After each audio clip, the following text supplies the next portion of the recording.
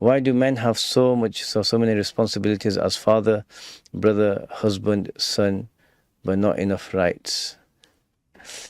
Allah. It's an honor from Allah subhanahu wa ta'ala. And, الرجال قوامون على النساء, men are the protecting caretakers of women.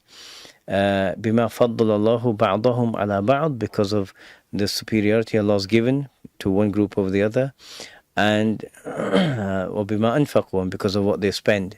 So in this situation, Allah has given responsibility to men as an honor, right? And so you could say, well, oh, it's a burden, it's a response, I don't like this.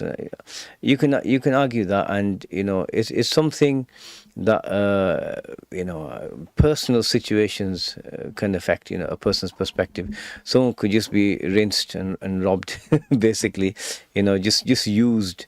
No one likes to feel used, and so a person could be made to feel used, in certain situations, like a spouse just being made, husband feeling like he's being used when he's not getting good treatment, or his rights fulfilled, but he's expected to pay for all these sorts of things. There are common scenarios like that, but the ultimate perspective is that Allah has created us in this life for a test, and the test is with situations where things don't always go exactly the way you want or the way they should go.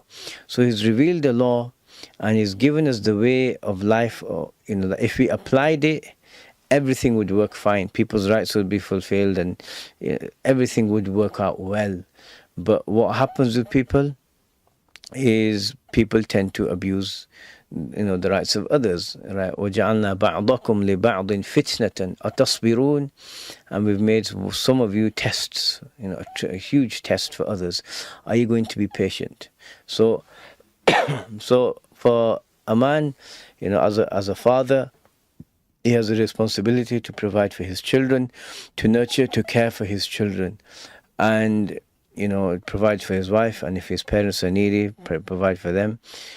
But if you look at it as a responsibility, then it's always going to be tiring. It's a burden, right? But rather, the perspective of the believer is all these are avenues to drawing closer to Allah. Like we just talked about, the love of Allah. Allah loves people who do and act in certain ways.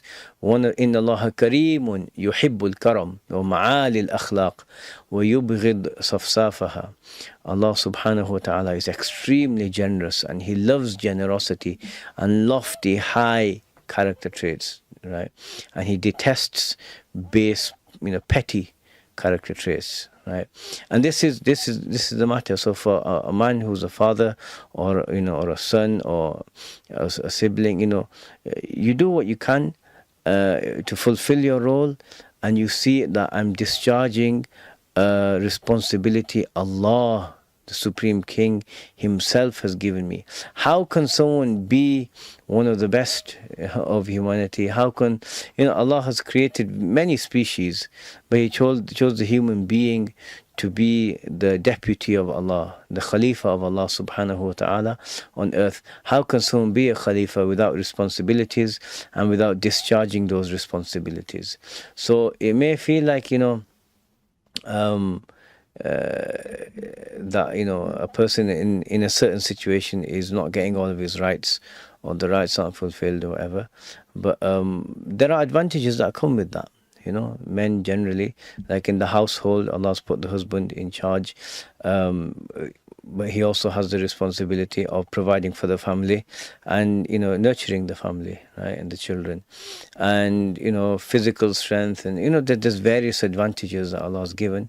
So there's a balance, right? And there's a balance, and understanding this is what lets people live together well. There's a mutual dependency that comes through marriage and in family dynamics and structures. So as a believer, you look at it as it's a responsibility Allah has given me as long as I'm on earth. And then when you die, that's it. It's the end of your responsibilities. You can relax then, right?